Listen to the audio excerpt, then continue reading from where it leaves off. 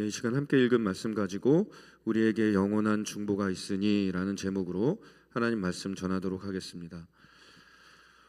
함께 읽은 본문 신명기는 전체가 다 모세의 설교입니다. 그 내용은 이제 간단하게 요약하자면 40년 광야 생활을 마치고 약속의 땅에 들어가는 이 다음 세대 이스라엘을 이제 격려함과 동시에 이스라엘이 그 과정에서 주의해야 할 것을 당부하는 그런 내용을 골자로 하고 있습니다.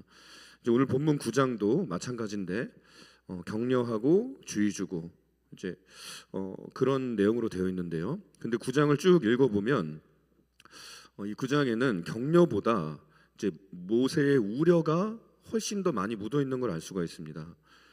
당장 함께 읽은 본문도 이스라엘을 아주 부정적으로 평가하면서 시작되고 있죠. 24절 보시면 내가 너희를 알던 날부터 너희가 항상 여호와를 거역하여 왔느니라. 자, 이 발언은 모세가 이스라엘에게 한 것인데 여기서 이스라엘에 대한 모세의 인식을 알 수가 있는데 모세가 보기에 이스라엘은 처음부터 항상 한결같이 하나님을 거역한 백성이었습니다. 이제 그게 모세가 본 이스라엘이었어요. 자, 아주 평가가 박하죠. 너희를 알던 날부터라고 하는 건 넌 처음 만날 때부터 그랬다 이런 뜻이잖아요. 그러니까 모세는 지금 참 심하다 싶을 정도로 말하고 있는 거예요. 그런데 이것은 모세가 부정적이어서 그렇게 생각한 게 아니라 25절 그 다음 절을 보시면 그때 여호와께서 너희를 멸하겠다 하셨으므로 내가 여전히 40주 40야를 여호와 앞에 엎드리고 이렇게 그때 하나님께서 너희를 멸하려 하셨다 이런 말로 성경은 이것이 모세만의 생각이 아닌 하나님의 판단이기도 하다는 것을 분명히 하고 있습니다. 그러니까 이거는 모세의 치우친 편견이 아니라 정확한 평가라는 것이죠. 내가 너희를 알던 날부터 너희가 항상 여호와를 거역하여 왔느니라. 이게 하나님이 보신 이스라엘이었다는 거예요. 그런데 이게 생각을 해보면 잘 이해가 안 되는 것이 다른 사람은 다 그래도 이스라엘은 하나님께 그러면 안 되지 않습니까? 여러분 생각하기에 이스라엘이 어떤 민족입니까? 이스라엘은 하나님의 특별한 은총을 받은 민족입니다. 모세가 이런 말로 이스라엘의 특별함에 대해서 이렇게 감탄조로 말한 적이 있는데 신명기 33장 29절입니다. 우리 같이 한번 읽어보겠습니다. 시작. 이스라엘이여 너는 행복한 사람이로다. 여호와의 구원을 너같이 얻은 백성이 누구냐? 그는 너를 돕는 방패시요 내 영광의 칼이시로다. 내 대적이 내게 복종하리니 내가 그들의 높은 곳을 밟으리로다. 여호와의 구원을 너같이 얻은 백성이 누구냐? 너 같은 민족이 없다. 너 같은 나라가 없다. 이스라엘아 너는 행복자로다. 이렇게 말할 정도로 이스라엘은 하나님의 특별한 은총을 받은 자들이었다는 거죠. 얼른 생각해봐도 애굽에서 수많은 이적과 능력을 몸소 경험했고 또 홍해가 갈라지고 그 가운데를 건너는 경험을 했죠. 그리고 하나님께서 그들의 원수를 바다에 수장하는 것을 목격하기도 했고 또 그들은 시내산에서 직접 하나님의 음성을 듣고 하나님의 영광을 봤습니다. 그 속에서 계명과 율례와 법도를 받았으며 이 땅에 있으면서 하나님의 나라로 거듭나는 은혜를 누렸습니다. 또 광야에 들어가서는 만나와 메추라기를 주시고 마실 물을 주셨으며 또 낮에는 구름 기둥으로 뜨거운 태양을 가려주시고 밤에는 불 기둥으로 매서운 추위에서 보호해 주셨습니다. 그리고 광야에서 생활하는 동안 그들의 옷과 신발은 헤어지지를 않았습니다. 그 기간이 무려 40년입니다. 그러니까 정말 놀랍죠. 그러니까 이스라엘은 늘 이렇게 기적에 둘러싸여 살았습니다. 그래서 제가 전에 이런 생각을 한번 한 적이 있어요. 저들이 경험한 기적 반만이라도 체험할 수 있으면 좋겠다. 그러면 나도 더 확실한 믿음을 가질 수 있을 텐데 이런 생각이 자연스럽게 들 정도로 이스라엘은 너같이 구원을 얻은 자가 누구냐 모세가 이렇게 표현할 정도의 큰 은혜를 받은 그런 민족이었다는 거죠. 신약으로 치면 바울이 여기에 비견될 만 할 것 같아요. 다메섹 도상에서 예수님을 보고 또 3층 천에 오르는 경험을 하고 또 뱀에 물렸는데 죽지 않고 막 그랬잖아요. 이제 그게 이스라엘이었어요. 누구와도 비교할 수 없는 은혜를 받은. 그런데 그런 이스라엘이 하나님께 돌려드린 반응은 오늘 본문에 따르면 시종 불순종이라는 거예요. 아니, 정확한 표현은 거역이었죠. 거역은 불순종보다 더 나간 표현이잖아요. 불순종은 좀 소극적 표현이라면 거역은 뭔가 적극적이니까. 그런데 이스라엘이 하나님께 시종 그랬다는 거예요. 처음부터 거역했다는 겁니다. 이렇게나 놀라운 은총을 받은 자인데 이거는 정말이지 너무 이상하죠. 어떻게 은혜에 대한 반응이 이럴 수 있습니까?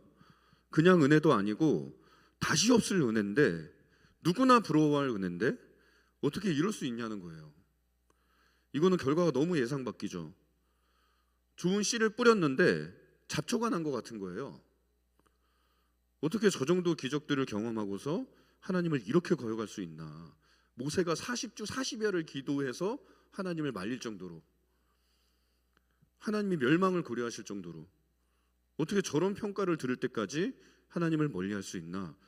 저는 이게 도무지 이해가 안 갔고, 그래서 이스라엘 백성의 삶이라는 게 참 어리석다, 참 우스꽝스럽다, 그런 생각을 한 적이 있습니다. 한동안 어떻게 저렇게 바보 같을 수 있을까. 이 광야에서 그들이 한 행동들을 이렇게 보면 너무 실수를 금할 수가 없었어요. 그래서 이스라엘은 항상 제게 타인이었고 반면교사에 불과했습니다. 본받지 말아야 될 모형이구나. 그런데 언젠가 이제 오늘 본문 속 이스라엘, 항상 하나님을 거역한 패역한 백성, 이 이스라엘의 모습이 제 모습과 심각할 정도로 겹쳐 보인 적이 있었어요. 저도 이스라엘 백성처럼 하나님의 놀라운 구원을 경험한 사람입니다. 하나님을 만나기 전에 저는 애굽의 노예처럼 세상에서 노역하며 살던 그런 사람이었습니다. 하나님을 몰랐기 때문에 다른 것을 섬기면서 엉뚱한 것에 절하며 살았던 사람이었어요. 그런데 그 더러운 죄악의 한복판에 오셔서 하나님께서 그 모든 것을 물리치시고 저를 그 진흙탕에서 건지시고 깨끗하게 하시고 영광으로 옷 입히시고 하나님의 자녀를 삼으셨습니다. 그게 우리가 받은 구원이죠. 저는 그래서 제가 받은 구원을 실감했을 때 하나님 안에서 정말 큰 감동과 기쁨을 누렸습니다. 근데 그것만이 아니었어요. 그 후에도 하나님께서는 구름 기둥과 불 기둥으로 이스라엘을 보호하신 것처럼 밤낮 없이 저를 돌보셨습니다. 제가 자는 동안에도 그분의 불 기둥은 계속해서 타올랐고, 제가 움직이는 동안에도 그분의 구름 기둥은 한결같이 저를 둘러 보호해 주셨습니다. 방향을 가르쳐 주시고 주의 길로 인도해 주셨어요. 그분의 그 열정과 돌보심이 없었다면 저는 벌써 세상에 휩쓸렸을 것이고 죄악에 끌려다니다가 망한 인생이 되었을 거예요. 그런데 하나님에게서 조금만 멀어질 것 같으면 늘 하나님의 붙드심이 있었습니다.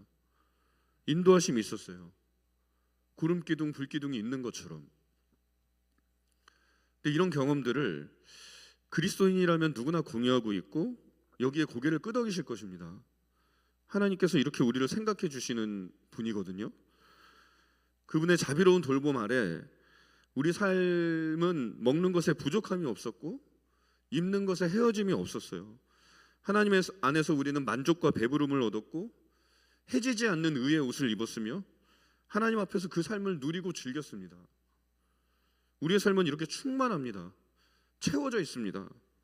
그분의 은혜로 부족하면 부족한 대로, 넘치면 넘치는 대로 우리의 그릇에는 주님께서 채우신 기름이 항상 있었습니다. 그래서 고난 중에 넘치는 은혜로 행복을 나는 행복자로서 이스라엘이여 너 같은 행복자가 없도다 하는 이 말이 우리의 것이 되는, 그게 신자의 삶 아니겠습니까? 그게 우리의 영광이고요. 하나님의 놀라운 은혜 안에서 이스라엘은 기적에 둘러싸여 살았습니다. 그리고 그것은 우리도 마찬가지입니다. 그런데 그런 은혜를 입고도 이스라엘은 시종 목이 곧은 사람들이었습니다. 근데 생각해 보면 우리는 뭐가 좀 다른가요? 여러분, 우리의 믿음 자랑할 만합니까? 내세울 만한가요? 여러분의 입에는 이 입이라고 하는 제단에 감사의 제물을 올릴 때가 많습니까? 아니면 원망과 불평의 제사를 올릴 때가 많습니까? 여러분은 형제 자매를 보면서 그들이 있음으로 해서 감사할 때가 많았습니까? 원망할 때가 많았습니까? 이스라엘은 삶 속에 기적이 가득한데도 그 채워주시는 기적보다 부족한 것만 바라보면서 하나님께 불평과 원망의 제사를 줄곧 드렸습니다. 그리고 그것은 결국에는 거역과 반역이 되었습니다. 너희를 알던 날부터 너희가 항상 여호와를 거역하여 왔느니라, 이런 말 들을 정도로. 그런데 우리는 뭐가 좀 다른가요? 우리의 삶 속에도 매일 주시는 만나가 가득하고 목마른 것을 달래주는 음료가 흐릅니다. 주님이 일하고 계십니다. 임마누엘입니다. 근데 우리의 눈은 그것을 직시하고 있습니까? 그리고 마땅히 드려야 할 감사를 드리고 있습니까? 우리는 어쩌면 장님인지도 모릅니다. 주님의 이름을 부르면서 내 눈을 뜨게 해달라고 울부짖어야 되는 장님인지도 몰라요. 신약 시대에 어떤 맹인들이 예수님께 부르짖어서 고침받은 이야기 기억하시죠? 복음서를 보면 그런 이야기가 많이 소개되죠.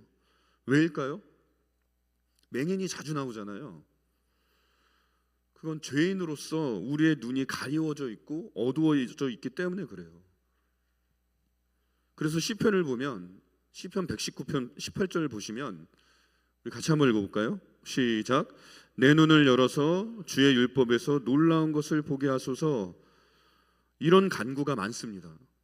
이 구절은 시편 기자가 주의 율법에 담긴 은혜를 보고 싶어서 올린 간구예요. 그는 자신이 장님인 줄 알았습니다. 그래서 간구했어요. 제 눈을 열어주십시오. 그래서 주의 율법에서, 주의 말씀에서 기이한 것을, 은혜를, 능력을, 지혜를, 권세를 보게 해주십시오. 은혜에 눈뜨게 해주십시오. 이렇게 기도했습니다.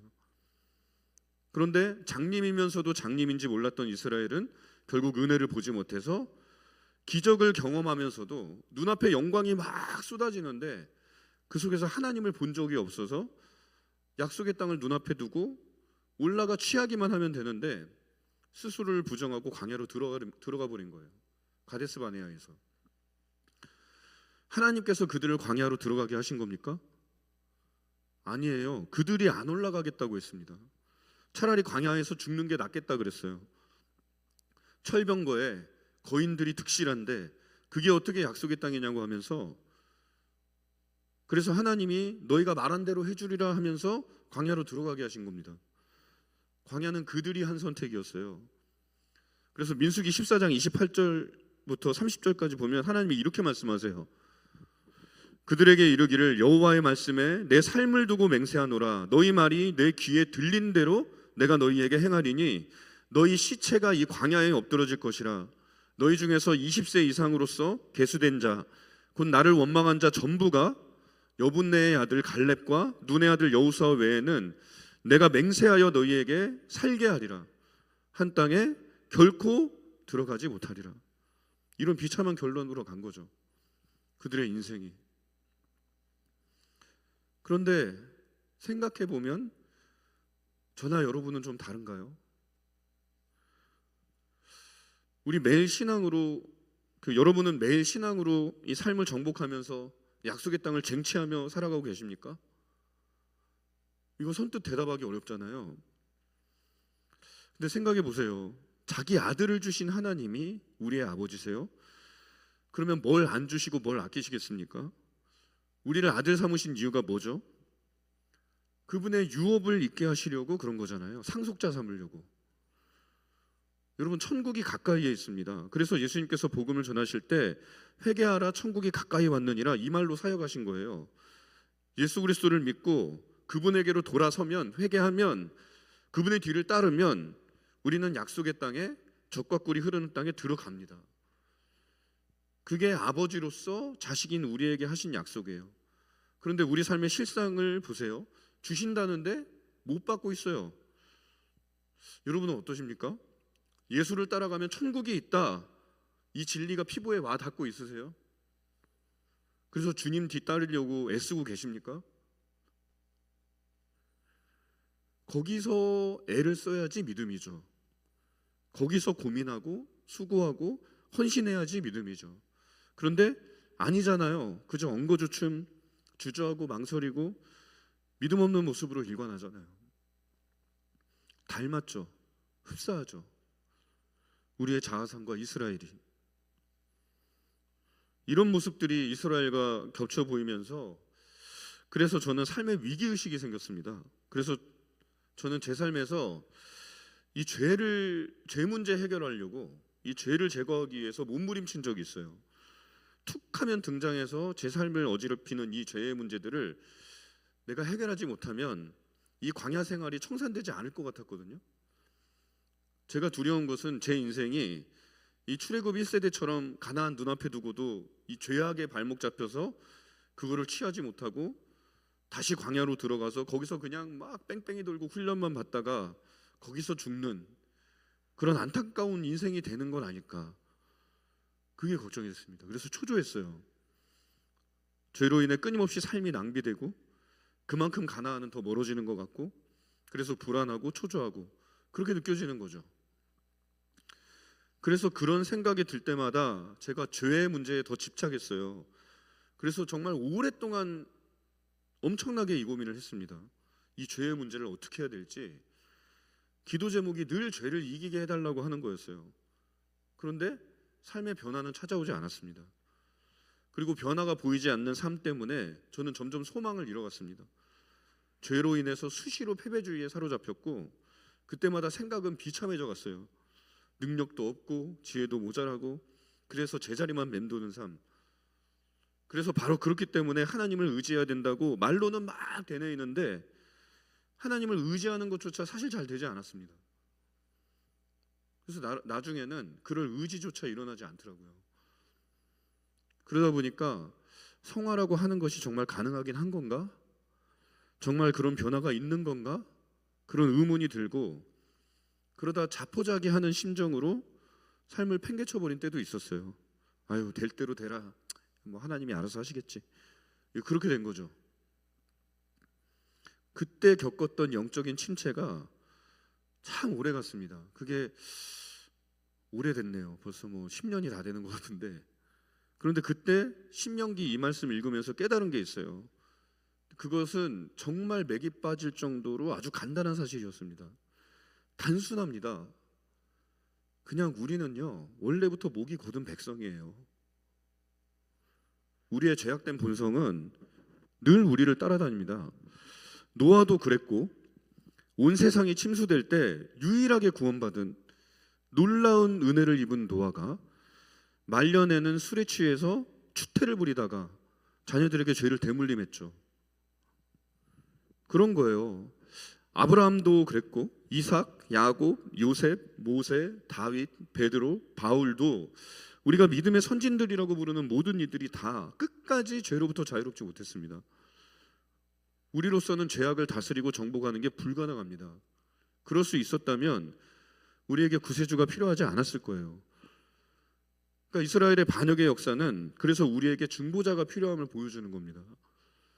우리 안에서 죄는 끊임없이 샘솟으면서 자기 주장을 합니다. 거기에 우리가 무슨 수로 대항할 수 있겠어요? 마르지 않는 원천처럼 막 샘이 솟는데, 지치지 않고 계속해서 일어나는데, 기회만 엿보면서 매복해 있는데 우리가 무슨 능이 있고 무슨 권위 있어서 이길 수 있겠습니까? 끊임없이 밀려드는데 싸우는 것도 한계가 있죠.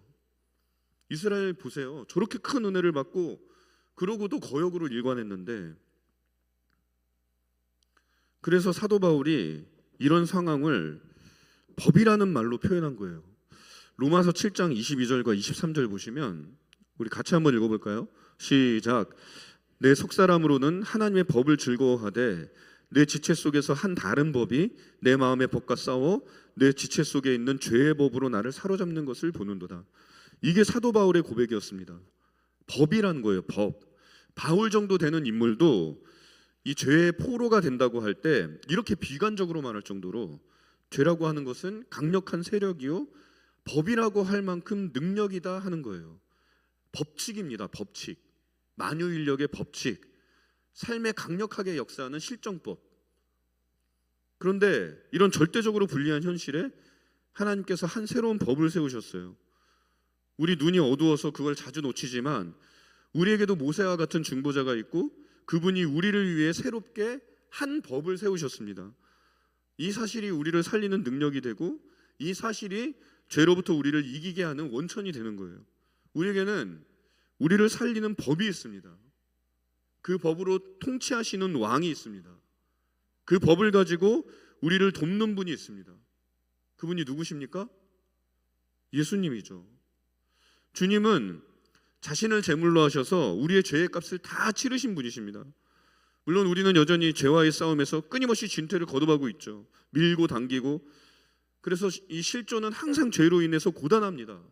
자주 넘어지고 실패하고 일을 그르치고 더 꼬이게 하고 삶의 양상은 이전과 크게 다르지 않은 것 같습니다. 그러나 그 죄과는 죄와 그 결과를 다 포함하는 말이에요.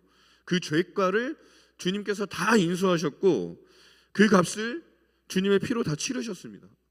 그래서 우리가 죄와의 싸움에서 질 때도 있지만 하나님의 은혜가 거기에서 우리를 다시 일으켜 세우는 거예요.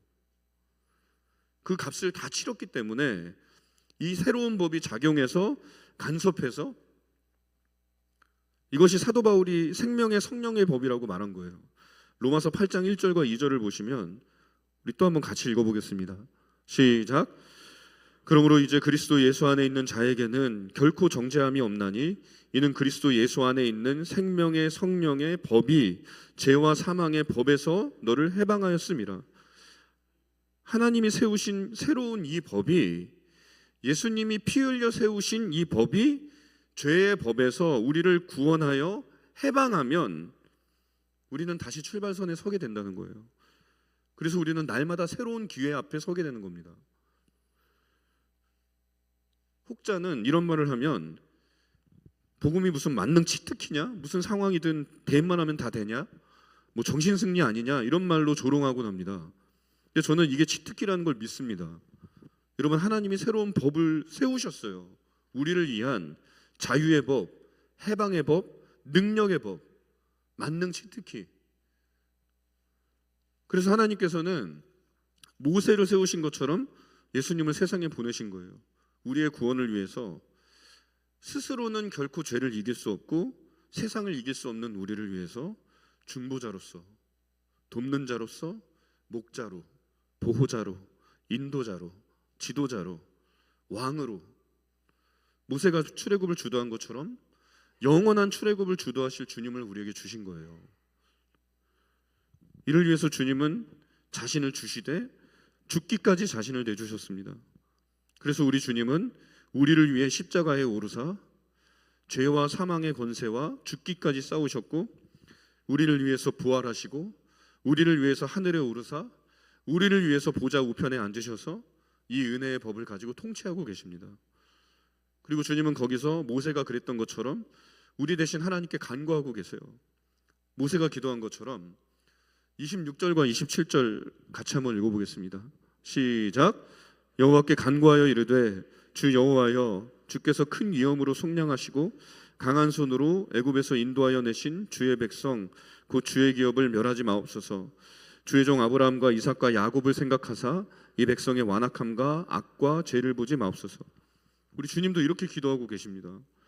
주님께서 피로 세운 새 언약을 가지고, 새로운 법을 가지고, 아버지, 저를 생각하사, 제가 흘린 피를 생각하사 이 백성의 완악함과 악과 죄를 보지 마시고 저들을 용서하시고 저들에게 다시 기회를 주옵소서. 우리가 죄를 지을 때마다 주님은 애통해 하시면서 죄를 극도로 싫어하셔서 죄인을 결코 좌시하지 않는 공의로우신 하나님께 오늘 말씀의 모세처럼 간곡히 기도하고 계세요. 그러면 공의로우시지만 또 한편 자비로우신 우리 하나님은 그 아들이 치는 희생을 근거로 우리 죄를 간과하시고 낮에 구름 밤에 불기둥 거두지 않으시고 아침마다 만나 주시고 반석에서 물을 내시며 우리의 아버지로서 우리와 늘 함께 하시는 거예요. 이 기도 때문에, 그리고 그 기도를 들으신 자비의 하나님 아버지 때문에 노아의 세상처럼 멸망당에 마땅한 처지일 때도 교회는 언제나 구원의 은혜를 받았습니다. 사사기 시대에 그랬고, 여러분 사사기 21장 한번 읽어보세요. 보면요, 어떻게 하나님 믿는 놈들이 이럴 수 있냐 싶을 정도로 그 시대가 악했습니다. 읽기 민망할 정도의 악행들이 가득했어요. 그런데 그 시대를 건지셨어요. 오늘 출애굽기 본문도 그렇죠. 하나님께서 멸망시키겠다 마음 먹으셨어요. 무슨 말입니까? 노아 시대에 버금가는 죄악이 이스라엘을 장악하고 있었다는 거죠. 멸망에 합당한, 홍수로 세상을 심판하신 그때와 같은 거죠. 이스라엘의 실태가. 그런데 마음을 돌이키셨어요. 엘리야의 시대가 그랬으며 예수님의 시대에도 그랬으며 중세를 그렇게 극복했습니다. 중세는 일반인들도 암흑시대라고 할 정도로 평가절하된 시대인데, 그 시대를 만든 타락한 교회를 루터, 칼빈 같은 개혁자들을 내셔서 또다시 구원하셨습니다. 그런 은혜입니다. 우리에게 있는 은혜가, 우리 주님의 중보가, 그로 인한 하나님의 자비가 놀랍습니다. 이 위대한 도움은 그래서 우리 삶의 여정이 다 끝날 때까지 끝나지 않을 것입니다. 모세가 40주 40야를 금식하며 기도한 것처럼 우리 주님이 우리를 위하여 기도를 쉬지 않는 중보자 되신 것을 우리는 잊어서는 안 됩니다. 보좌 우편에서 통치하시는 권세자가, 왕이 우리의 도움이 되심을 우리는 잊어서는 안 됩니다. 마태복음 26장 29절의 말씀을 보면 같이 한번 읽어보겠습니다. 시작. 그러나 너희에게 이르노니 내가 포도나무에서 난 것을 이제부터 내 아버지의 나라에서 새 것으로 너희와 함께 마시는 날까지 마시지 아니하리라 하시니라. 예수님께서는 하나님 나라에서 십자가를 지시기 전날 하나님 나라에서 함께 새 포도주를 마실 때까지 내가 이제 포도주 입에 대지 않겠다 하셨습니다. 이 무슨 뜻입니까? 이거는 사실상 주님께서 나실인 서원을 하신 거예요. 포도주는 잔치에 쓰이는 술입니다. 이 말은 너희가 다 잔치에 참여하기까지 내가 포도주를 마시지 않고 내 아버지의 나라가 임하는 그날까지 그 잔치를 위해서 일하리라, 이 말입니다. 주님은 성도의 구원을 위해서 스스로를 이렇게 구별하시고 지금도 하나님과 우리 사이에 서서 헌신적으로 중보자의 사역을 감당하고 계십니다. 우리와 함께 포도주를 마실 그날을 바라보시면서, 그날이 오기까지 내가 머리를 자르지 않고 포도주도 입에 대지 않으리라. 얼마나 놀라운 다짐입니까? 십자가를 지시기 전날 밤 성찬을 제장하시면서 주님은 이런 말로 우리를 위로하셨어요. 우리는 이스라엘처럼 소망이 없는 자들입니다. 그런데 주님이 오셔서 소망이 되셨습니다. 우리 자신을 들여다보면 들여다볼수록 절망이고 비관이며 좌절입니다. 그러나 주님을 보면 그 모든 게 달라집니다. 소망이요, 낙관이며 용기입니다. 그래서 초대교회의 교부 중에 이 삼위일체론을 정립하는 데 큰 기여를 한 바실이라고 하는 신학자가 이런 점에 착안해서 우리 신앙의 여정을 이렇게 묘사한 적이 있어요. 같이 한번 읽어볼까요? 시작. 우리 삶은 빛이신 예수를 향한 여정이다. 그러나 그 빛을 향해 걷는 여정은 동시에 깊은 어둠을 향해 걷는 여정이기도 하다. 이렇게 말했습니다. 신앙의 여정이 이와 같아요. 우리의 삶은 죄로 인해서 어둡습니다. 그러나 어둠이 깊기 때문에 동터오는 새벽별이 더 빛이 나는 거예요. 새벽별이 가장 밝은 이유는 그 별이 가장 깊은 어둠 속에서 떠오르기 때문입니다. 그 빛이 우리에게 왔어요. 짙은 어둠에 잠겨서 한 치 앞도 보이지 않는 장님과 같은 우리 삶에 주님이 빛을 비추셨습니다. 그러므로 우리 삶에 빛으로 오셔서 삶의 빛을 비추신 하나님께 감사드리며 우리는 그 빛을 보고 그 빛을 향해 가야 됩니다. 바라봐야 하는 것은 빛이신 예수님이지 우리 죄악의 깊은 시면이 아니에요. 그 깊은 시면을 환하게 전부 다 밝혀주시는 큰 빛, 우리 주님의 영광을 우리는 바라봐야 되고 그 빛을 향해 걸어야 된다는 것입니다. 우리에게 날마다 부여하시는 새로운 기회를 가지고 우리가 해야 할 것은 바로 그것입니다. 이스라엘 백성들 보세요. 그들은 죄짓기 좋아하는 백성이었습니다. 툭하면 하늘에 계신 하나님 끌어내려가지고 그들 앞에 세워놓고 따지기 좋아하는 백성이었어요. 불평과 원망이 그런 거죠. 하나님을 끌어내리는 거죠. 자기 수준으로. 자기는 높이 올리고 교만하지 않으면 할 수 없는 죄예요. 물론 연약한 삶에 불쑥 두려움이 끼어들 수 있고 불안에 사로잡힐 수 있습니다. 예수님도 십자가를 앞에 두고 두려워하셨잖아요. 그거 뭐라고 하는 게 아닙니다. 문제는 그 두려움을, 불안을 원망으로, 불평으로, 더 나아가 거역하는 데까지 키우는 거예요. 마음에 싹난 죄를 물 주고 거름 주고 하면서 죄를 끌어안고 창녀처럼 뒹굴며 함께 사는 거예요. 그 죄가 거악이 될 때까지, 대죄가 될 때까지. 문제는 그겁니다. 그런데 그런 자들도 하나님은 자기 기업으로 여기고 끝까지 사랑하시고 끝까지 도우셨습니다. 29절 보십시오. 같이 읽겠습니다. 시작. 그들은 주의 큰 능력과 표심팔로 인도하여 내신 주의 백성 곧 주의 기업이로소이다 하였노라.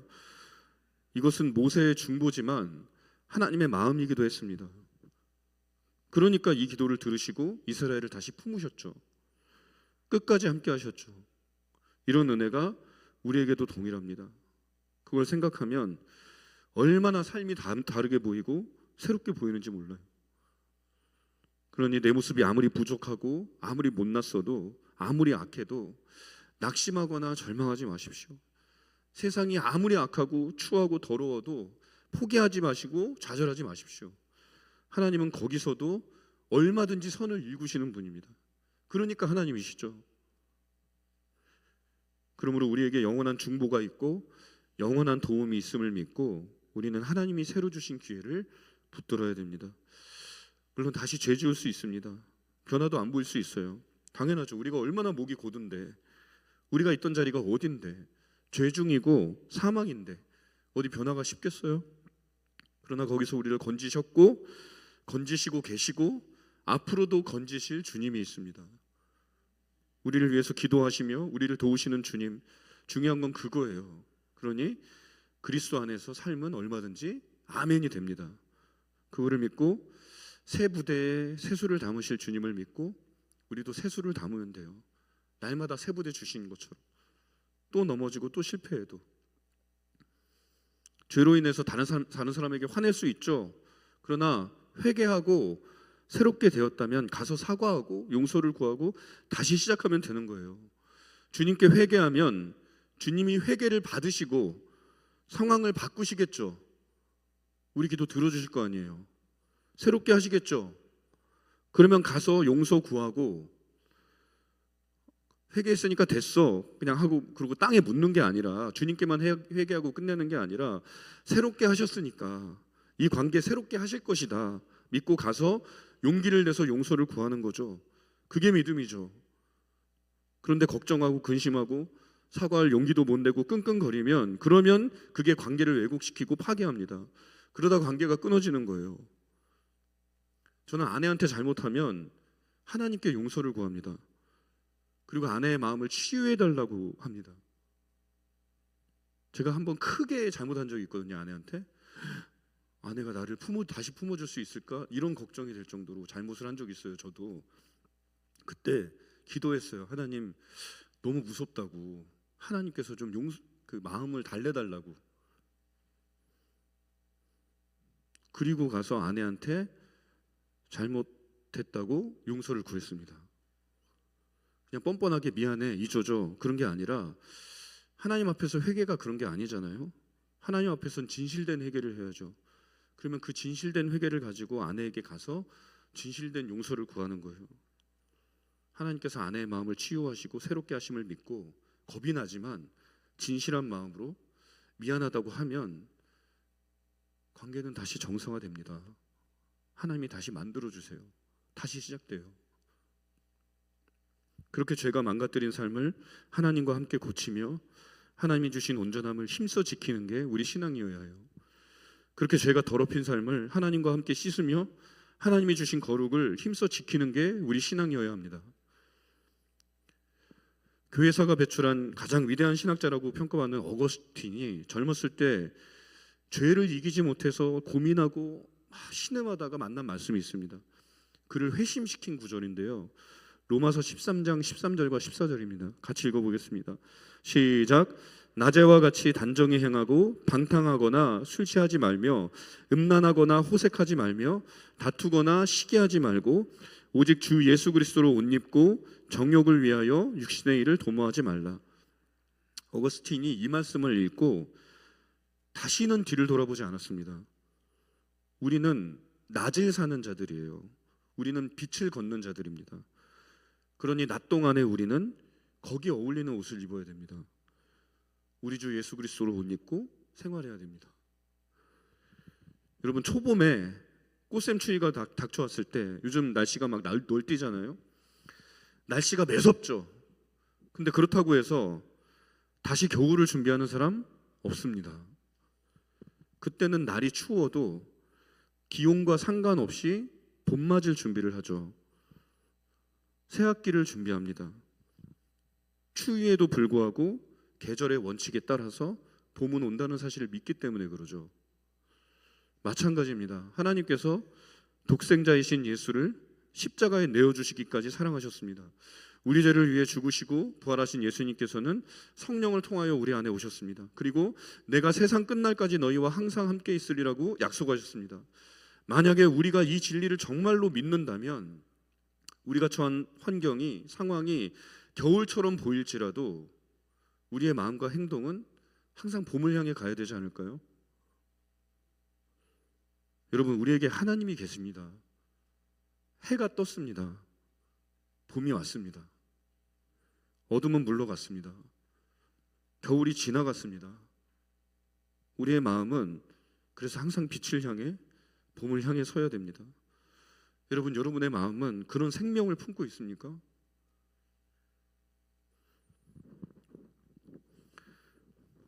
주의 인자는 끝이 없고 주의 자비는 무궁하며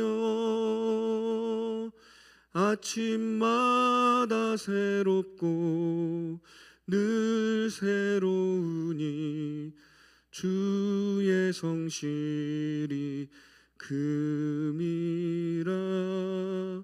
성실하신 주님. 여러분, 이 찬양의 고백처럼 아침마다 새로운 주님의 은혜를, 새로운 기회를 믿고 의지하면서 사시기를 바랍니다. 성실하신 주님을 따라, 삶에 비춰주시는 빛을 따라 또 하루를 사는 거예요. 때로 넘어지고 때로 죄를 지어도 그리스도의 영원한 중보가 우리 평생에 늘 따라다닐 것입니다. 그 선하심과 인자하심이 영원하실 것입니다. 이 땅에 계실 때 그의 제자들 포기하지 않으시고 그 소망 없어 보이는 나약하고 죄 많은 제자들 위에 영원한 영광의 교회를 세우신 주님께서 오늘 우리의 삶에도 늘 함께하고 계십니다. 우리에게 도움이 있습니다. 우리에게 중보자가 있습니다.